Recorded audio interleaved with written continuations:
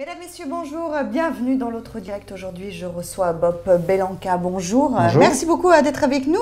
Vous êtes venu de Paris pour nous voir. Tout spécialement. Voilà, exactement. Vous allez organiser au mois de juin prochain à Lyon les rencontres du mystère et de l'inexpliqué. Deuxième version, parce que vous avez déjà organisé quelque chose à Paris. Ouais. Déjà, pourquoi avoir choisi Lyon ? Lyon, parce que quand on s'intéresse un peu à tous les sujets mystérieux, on s'aperçoit que finalement c'est un peu le berceau de ce mystère, puisque c'est une ville très ésotérique. On se souvient tous d'Allan Kardec, qui est le papa du spiritisme. Qui a créé à Lyon. Voilà, et puis on se souvient également de Philippe de Lyon, qui était un thaumaturge, qui soignait les gens venaient très très loin pour le voir, etc. Donc il était un peu normal que l'on revienne finalement un petit peu à la source, puisque c'est là que ça se passe. Et puis c'est un berceau aussi de la franc-maçonnerie, Lyon, très importante, elle est très présente. Donc tout cela, parce que j'aborde aussi très souvent ces sujets-là dans tous les événements que nous faisons. Oui, franc-maçonnerie, catholicisme social aussi, exactement. on est en plein dedans, spiritisme. Donc, exactement, et tout ça fait qu'à un moment donné, on s'est dit, voilà, la première édition était à Paris, il y a toujours beaucoup de choses pour les Parisiens. Moi, beaucoup de gens qui écoutent le média sur lequel je travaille me disaient mais pourquoi tu n'organises pas des choses en province, en région, etc. Donc on voulait Poitiers au départ. Et puis en fait c'est un Lyonnais qui m'a convaincu de venir ici, Jacques Marcoux, qui est d'ailleurs qui sera invité, qui sera présent, qui est hypnothérapeute. Et donc, on a eu l'occasion d'ailleurs d'inviter exactement. Finalement la boucle est bouclée. Et donc on est venu ici et tout naturellement on a été plutôt bien accueillis. On a passé un partenariat avec Onilion. Tout s'est mis en place assez rapidement. Finalement ça n'a pas heurté parce que... Ah non, bien au contraire. Voilà, ça intéresse les gens. Oui. Voilà, tout ce qui est mystère, inexpliqué, comme vous le dites, il y a quelque chose qui attire. Et puis les Lyonnais, bien évidemment. Oui, puis c'est toujours un peu comme, vous savez, c'est comme la personne qui est au régime, qui passe devant une boulangerie, qui dit « il ne faut pas que je mange le gâteau, mais je vais quand même le faire à 16h ». C'est un peu ça le mystère et l'inexpliqué. C'est-à-dire qu'en fait, ça passionne tout le monde. On n'ose pas y aller parce qu'on se dit « ouais, c'est un peu n'importe quoi, etc. » Mais quoi qu'il arrive, on ouvre la porte parce que déjà ça parle de nous, on est sur cette terre, on ne sait pas pourquoi on est là. On sait toujours plus ou moins, de toute manière nous, enfin tout le monde quoi, c'est un jour, à un moment donné, se dit mais pourquoi, enfin voilà. C'est toujours interrogé sur des choses. C'est la quête de sens. Voilà, voilà exactement, que ça soit, j'allais dire, les ovnis, les fantômes. Tout. Donc c'est pour ça qu'on aborde d'ailleurs tous ces sujets sur ces rencontres. Ça va. Oui, c'est quoi les thèmes un peu que vous allez aborder? Vous avez parlé des ovnis, bien sûr. Alors on va le faire par exemple avec Jean-Pierre Troidec, qui est un auditeur des hautes études de la Défense nationale, qui fait ça très sérieusement. C'est pas n'importe quoi. Oui, c'est ça. Vous avez cherché des personnalités. Il y a 40 conférenciers qui vont venir. Et là, pour le coup, c'est que des spécialistes. C'est pas des huluberlus. C'est pas monsieur, madame. Oui, parce qu'on peut aller quelque part. Non, mais on peut très vite se déporter là-dessus. Hein. Mais c'est pas mon intérêt. Moi, je suis un chercheur de métier, voilà. Et j'essaie de découvrir ce qui se passe derrière ce voile. Pourquoi des pilotes voient des choses, pourquoi d'autres disent avoir été enlevés par des extraterrestres. Je ne comprends pas, je ne sais pas pourquoi. Après, c'est pas que le seul dossier. On va parler par exemple d'histoire. On va aller chercher les géants et le petit peuple. En fait, on a découvert ici ou là sur la planète des ossements assez incroyables de personnages qui étaient... Le basket n'existait pas à l'époque. Et on avait des ossements humains qui faisaient la taille de géants. Donc, on a volontairement fait... Le problème de l'histoire, c'est qu'elle a été un peu façonnée au fil du temps. Donc, il y a une histoire qui arrange tout le monde. Et puis, il y a celle qui est un petit peu en marge, de chercheurs qui sont rarement écoutés parce qu'un peu provocateurs. Parce que quand on commence à sortir un peu des clous, on est un peu dans l'alternative, comme on dit. Donc, on va parler de ces géants, on va parler de ce petit peuple. Parce que s'il y a des gens, il y a les tout petits aussi. On a découvert il n'y a pas longtemps des grottes de toute petite taille où on imaginait qu'il y avait une civilisation qui vivait là. On va parler d'alchimie. L'alchimie, c'est la chimie d'aujourd'hui. Hein. Donc, voilà, on va parler de physique quantique. Ça, c'est la grande tendance. C'est la grande tendance. Mais oui, parce qu'en fait, la physique quantique, en fait, c'est peut-être la clé de tout. Moi, je reçois énormément de physiciens qui travaillent sur ce sujet et qui me disent que finalement, on parle de multivers, il n'y a pas qu'un seul univers, il y aurait peut-être plusieurs univers, il y aurait peut-être différentes dimensions, qui fait que sur cette Terre, à ce moment précis, il y a peut-être des gens ou une civilisation ou des entités qui vivent et qu'on ne voit pas. Vous savez, l'œil ne voit que 10% de ce qui existe. Hein. Si on voyait un petit peu plus, on verrait les ondes FM, on verrait les ondes micro-ondes, etc. Donc il y a plein de choses qu'on ne voit pas et qui existent. Vous pensez que tout ce qui est certaines choses inexplicables, de toute manière, peuvent être expliquées? Ah, mais le paranormal d'aujourd'hui sera le normal de demain. Donc, ça, vous êtes persuadé? Ah, mais certain. Prenez Louis XIV, vous le mettez au milieu de votre cour principale à Lyon, vous lui montrez les voitures, il s'en fout. C'est-à-dire que pour lui, c'était peut-être... Si quelqu'un, à l'époque de Louis XIV, oui, mais c'est scientifique, un jour, une voiture. Une voiture, c'est construction scientifique. Non, mais c'est scientifique quand on sait... Non, mais c'est scientifique, sauf que demain, le paranormal sera de la science. On comprendra pourquoi... Regardez aujourd'hui, on a des expériences de mort imminente. D'ailleurs, il y aura des conférenciers qui vont parler des expériences de mort imminente. Le docteur Olivier Chambon. Voilà, il se passe un processus incroyable aux 4 coins de la planète. Des gens de toute civilisation, de toute culture, quand ils décèdent, qu'ils ont ce fameux arrêt cardiaque, ils voient tous la même chose. Ce tunnel, cette lumière. Avec cette lumière. C'est quand même un truc de dingue. C'est-à-dire en Afrique, partout. Oui, mais... Donc c'est toujours un peu étonnant de se dire que pourquoi n'y aurait-il pas peut-être après... Alors, par exemple, cette histoire là de mort imminente avec ce tunnel, ça fait quand même plusieurs années, plusieurs décennies qu'on a ces histoires, mais on n'arrive toujours pas à l'expliquer. Ah si, on l'explique très bien. On explique qu'il doit... Alors dites-moi. En fait, déjà, on a compris une chose, et ça c'est certain, c'est acté, que la conscience, elle n'était pas à l'intérieur de notre cerveau. Donc ça, moi je travaille avec de nombreux scientifiques qui me disent que c'est bon, c'est acté, la conscience, on ne sait pas où elle est, mais en tout cas, elle n'est pas à l'intérieur de notre cerveau. Donc ça ouvre des champs de possibles incroyables. C'est-à-dire qu'on peut imaginer qu'elle est quelque part et qu'elle se balade et qu'une fois qu'on décède, elle se barre quelque part ou elle continue à exercer. On s'est aperçu qu'une fois qu'on décédait, il y avait une activité cérébrale qui continuait. Voilà. Donc, à quoi ça sert? Pourquoi? Alors qu'avant, on disait non, c'est fini, une fois que le cerveau est mort, terminé, que le cœur s'arrête, le cerveau est mort et terminé. Là, on s'aperçoit, on avance petit à petit et on s'aperçoit qu'on a quelques clés, quelques éléments de réponse.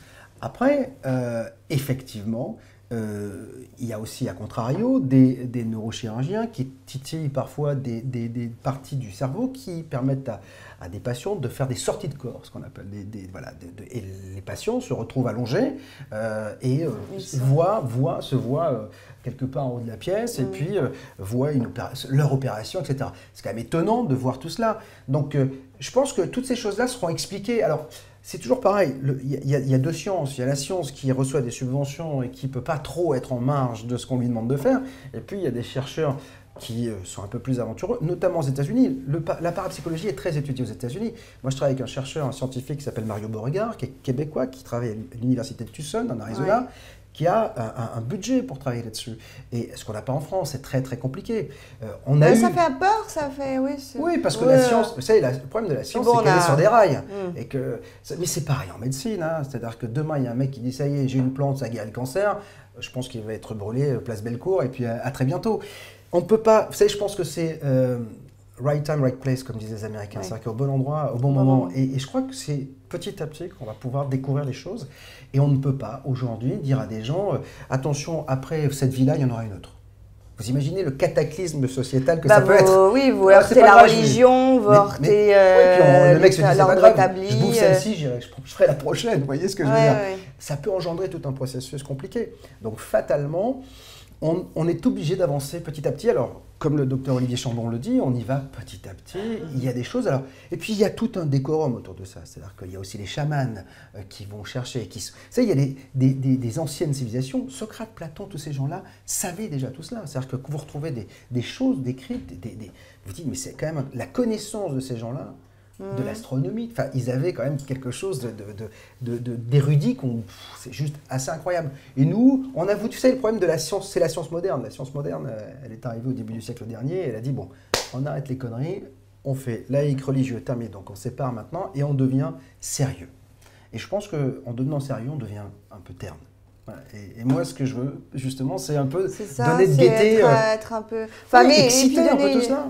Avec des chercheurs sérieux, pourtant. Ça, c'est vrai. Et pour le coup, c'est vraiment sérieux. Vous croyez à quoi? Moi, je crois en rien, moi. Je crois en moi. Oui, ça j'ai bien compris. Mais sérieusement. Sérieusement, je pense que quand je crois en moi, je crois aux hommes, parce que je pense que... Alors, je vais être très philosophique, mais je pense que Dieu, c'est nous, en fait. Voilà, parce qu'on parle les scientifiques ont un Dieu. Moi, je reçois souvent les Vous êtes croyant? Pas du tout.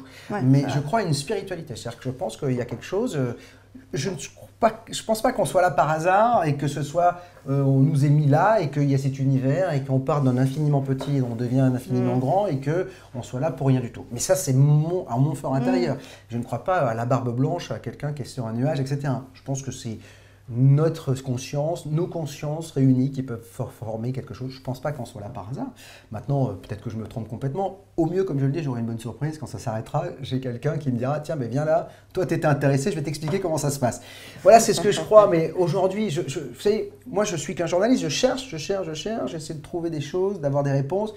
Et d'ailleurs, tant que je n'ai pas trouvé, ça me fait avancer. Le jour où j'ai trouvé, c'est quoi la découverte, vous qui rencontrez plein de gens, qui voyez la découverte qui vous a peut-être la plus fascinée, celle que vous ne pensiez vraiment pas y croire et qu'au final… Non, ce que je trouve fantastique, je travaille avec quelqu'un qui s'appelle Paul-Georges Chansonetti, qui est ancien maître chargé de conférences à la Sorbonne, qui est spécialiste dans la symbolique.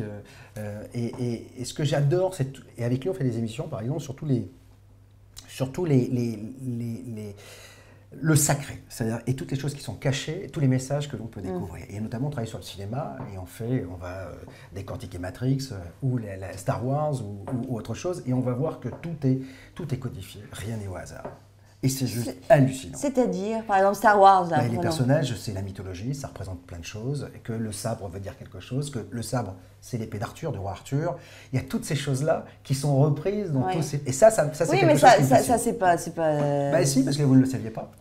Non, mais ce que je veux dire, c'est dû à quelqu'un qui a étudié les choses. Oui, mais sauf que si on n'est pas à la Sorbonne, on ne le sait pas. Non, parce qu'il y a deux choses, et on en parle assez souvent. Soit le réalisateur est habité de quelque chose, est initié, ce qu'on appelle initié, et là, il reçoit des informations, on ne sait pas d'où elle vient, machin, tout ça, il écrit. Vous savez, une idée, quand vous avez une idée, on ne sait pas d'où elle vient. Donc, oui, c'est vrai. Vous avez une idée.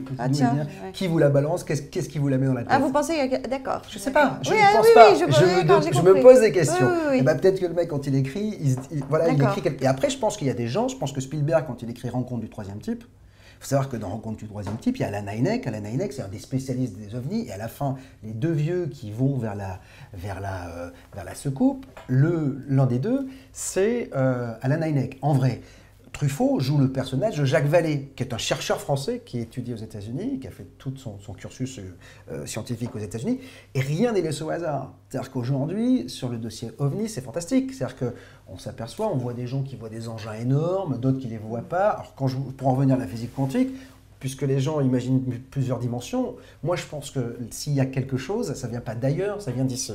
Voilà. Et que peut-être qu'à un moment donné, ces fréquences vibratoires qui font que vous êtes sur une fréquence et que ces êtres sont sur une fréquence X, se croisent un petit peu. Mais c'est très simple à comprendre, c'est comme quand vous écoutez Europe 1. Si vous écoutez Europe 1, ça ne veut pas dire que RTL n'existe pas. Vous voyez ce que je veux dire? Oui. Voilà, c'est pourtant vous n'êtes pas sur la même fréquence. Oui, tout à fait. Quand vous appelez, vous êtes sur une fréquence. C'est exact. Pour moi, je pense que c'est ça. On est tous énergie, vibration. Enfin, vous vous posez ces questions-là, c'est juste hallucinant. L'énergie que vous dégagez, c'est-à-dire que chaque être humain, pourquoi vous rencontrez un homme, vous vous dites c'est lui? Il y a un moment, c'est d'une évidence. Pourquoi vous arrivez parfois dans un dîner? J'aimerais bien dire que c'est lui. J'ai quelques copains. Oui. Non, mais ce que je veux dire, vous arrivez parfois dans un dîner, vous rencontrez quelqu'un que vous n'avez jamais vu, et le fit passe comme si vous connaissiez depuis 20 ans, 30 ans. Ça vous est déjà arrivé d'avoir cette relation incroyable. Bon, pourquoi, comment, et alors je ne sais pas. Enfin, il y a des choses comme ça qui sont… C'est ça qui m'intéresse. Mais c'est pas expliqué, ça? Non, c'est pas expliqué. Non, je crois pas. Alors, les plus ésotériques vont dire que c'est les âmes jumelles, les flammes jumelles qu'on était avant, frères ou sœurs dans une autre vie. Moi, j'ai du mal avec les vies antérieures, mais je reçois beaucoup de gens qui parlent de vies antérieures. Vous avez du mal avec les vies antérieures? Oui, parce que j'ai toujours du mal à imaginer qu'on se réincarne en handicapé ou dans un trisomique 21 ou dans quelqu'un qui va se faire violer par Boko Haram. Vous voyez ce que je veux dire? J'ai du mal. Et pourtant… les gens avec qui je bosse me disent « mais non, ça fait partie du processus, donc vous ne croyez pas à tout. Non, je vous ai dit que je ne croyais à rien. J'envisage des choses. C'est-à-dire que la différence… Déjà, je pense que le mot « croire » n'est pas bon. Alors, c'est quoi le bon terme pour vous? Envisager des choses. Ouverture d'esprit, envisager. Croire, c'est acté. Je crois en Dieu, je ne crois pas en Dieu. Je ne dis pas, tiens, je crois un petit peu en Dieu. Non. Il faut envisager quelque chose pour… Mais c'est fabuleux d'envisager les choses. Regardez le nombre de fois où vous êtes tombé sur quelqu'un, regardez la blonde qui rentre à forte poitrine dans un restaurant. Avant même qu'elle dise un mot, vous l'avez déjà cataloguée. S'il faut, elle a fait maths sup, maths spé, elle est fabuleuse.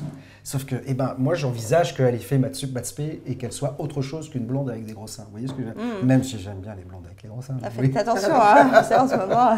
Donc, non, mais vous comprenez ce que je veux dire? Et j'envisage tout cela. En fait, c'est juste de prendre le… Voilà. C'est l'information, si vous la prenez comme ça, vous avez une vision. Si vous la prenez comme ça, vous avez un autre angle de vue. en justice. De face, vous ne voyez pas l'arme tuer quelqu'un. Si vous prenez là, vous voyez le mec tuer la personne.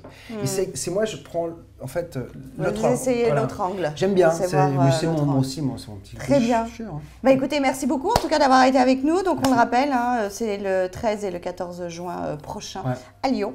À l'espace Wessionnet. Du mystère et de l'inexpliqué. Merci beaucoup Bob Merci. Balanca. Merci, on se retrouve très bientôt sur lyoncapital.fr.